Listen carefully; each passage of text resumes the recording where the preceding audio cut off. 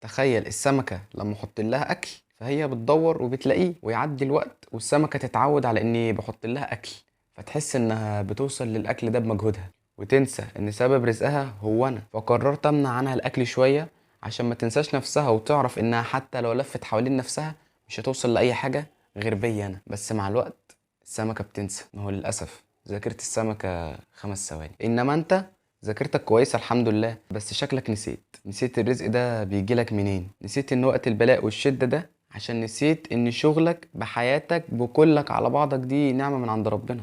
نسيت تشكر ربنا على نعمة العادي، فشد عليك شوية عشان تفتكر، بس انت لسه ناسي ولسه مهموم بمصاريفك وشغلك وجوازك او عيالك ودنيتك، وفاكر انها بدماغك. مش يمكن الحل في التضرع لله في ركعتين ودعاء من كل قلبك؟ مش يمكن مشكلتنا مع ربنا اننا بنجرب وما عندناش يقين؟ أليس الله بكاف عبده؟ المشكلة فيك مش في ربنا، والبلاء مش هيترفع غير لما نرجع لربنا وندعي يرفع عنا الغلاء والظلم والبلاء. ومع عملنا بالأسباب وتوكلنا على الرزاق نفتكر كويس: أنا عند ظن عبدي بي إن ظن خيرا فله. فأنت متوقع إيه؟ فما ظنكم برب العالمين؟ وفي السماء رزقكم وما توعدون فورب السماء والأرض إنه لحق مثلما أنكم تنطقون.